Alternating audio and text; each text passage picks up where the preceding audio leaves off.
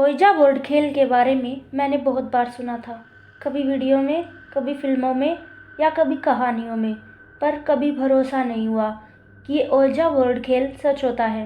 मैंने इसका तब तक मजाक उड़ाया जब तक मेरे साथ ये घटना नहीं घटी, जो मैं कभी नहीं भूल सकता। तो ऐसा क्या हुआ था इनके साथ, आइए जानते हैं इस कहानी के ज़रिए। हेलो दोस्तों, स्वागत है आपका अपने YouTube channel full horror story पर। वीडियो शुरू करने से पहले वीडियो को लाइक, शेयर और चैनल को सब्सक्राइब करना ना भूलें। तो चलिए कहानी शुरू करते हैं।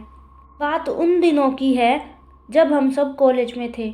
मैंने और मेरे दोस्त रवि, तरुण और माधव ने अपने कॉलेज प्रोजेक्ट के लिए माधव के घर नाइट आउट करने का प्लान बनाया था। प्रोजेक्ट के सिलसिले में सभी का माधव के घर पर रुकना तय हुआ था। साइंस का प्रोजेक्ट था तो करते करते रात हो गई। माधव की माँ ने हम सभी का खाना भी बना दिया था और रात में रुकने को भी कह दिया था। अगले दिन छुट्टी थी तो हम सब भी रुक गए। सभी के घर से रुकने की इजाज़त भी मिल गई। सभी ने मिलकर प्रोजेक्ट पूरा किया। रात में खाना खाने के बाद हम चारों माधव के कमरे में आराम करने लगे। सभी दोस्त साथ मिल जाएं तो नींद आना बहुत मुश्किल होता है। बातें करते करते हमें 11 बज गए। अचानक रवि ने कहा, चलो कोई हॉरर मूवी देखते हैं। हम सभी ने हामी भर दी। मूवी ख़त्म होते होते 1 बज गई।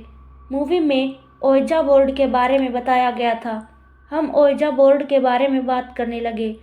तभी तरुण ने कहा, काश हमारे पास भी ओइजा बोर्ड होता, हम भी आत्माओं से बात करते। तरुण की बात सुनकर मुझे हंसी आ गई।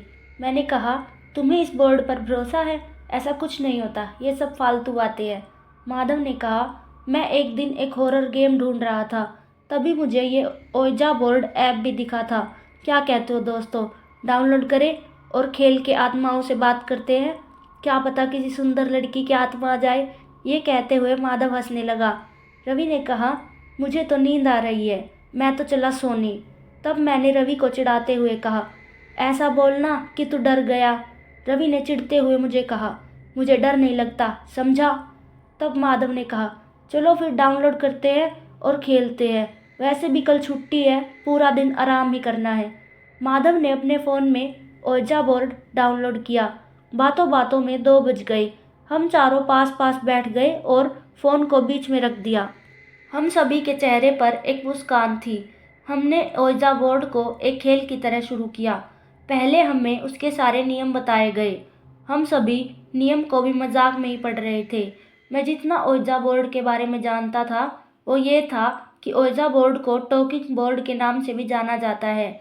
एक चौकोर बोर्ड होता है जिस पर ए से लेकर जेड तक अल्फ़ाबेट्स लिखे होते हैं और 0 से लेकर 9 तक अंक लिखे होते हैं और इसमें यस और नो और एग्जिट के लिए लिखा होता है। इस खेल को खेलने के लिए किसी भी छोटी और चपटी वस्तु का इस्तेमाल किया जाता है जिसे प्लानचेट कहा जाता है।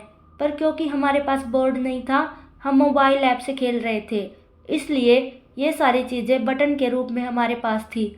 उसका सबसे बड़ा नियम था कि बिना बाय या अलविदा कहे आप खेल नहीं छोड़ सकते। खेल शुरू हुआ।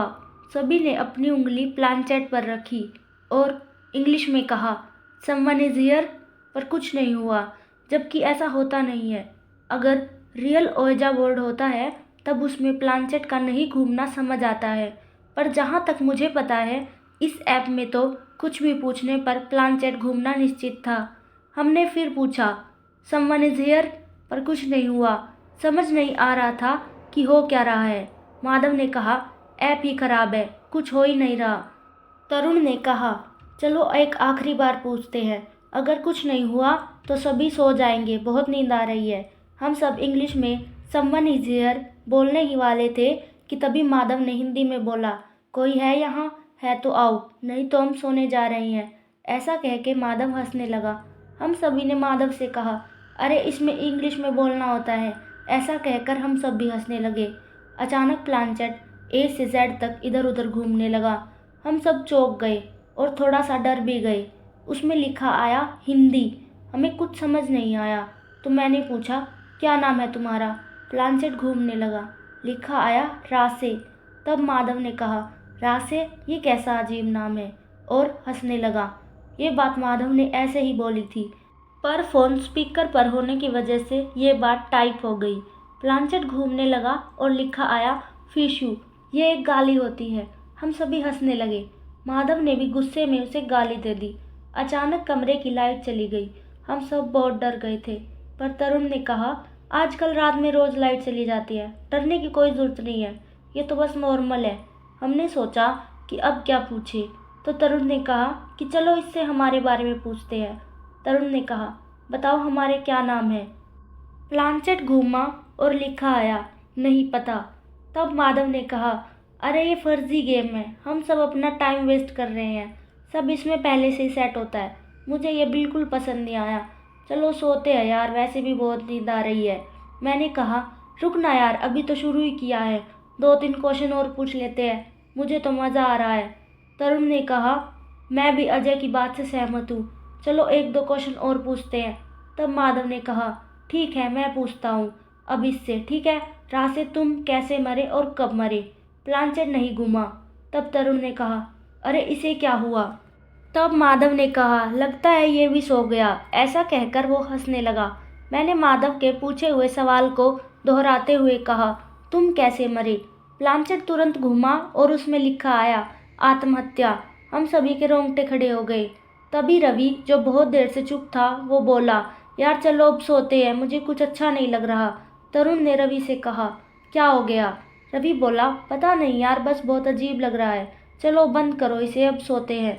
मैंने कहा, अच्छा बंद कर देते हैं, पर तेरे एक सवाल के बाद। हम सभी ने कुछ ना कुछ पूछ लिया, बस तू ही बाकी है। तभी माधव बोला, हाँ मेरे सवाल का तो उसने जवाब नहीं दिया, अब तू ही कुछ पूछ ले, क्या पता तेरे सवाल का वो जवाब दे दे। तरुण ने कहा, लगता है माधव उसे पसंद नहीं आया। हम सभी हंसने लगे, पर रवि चुप था। रवि बोला, मुझे कुछ नहीं पूछना, प्लीज़ यार बंद कर दो इसे, बाय बोलते हैं चलो।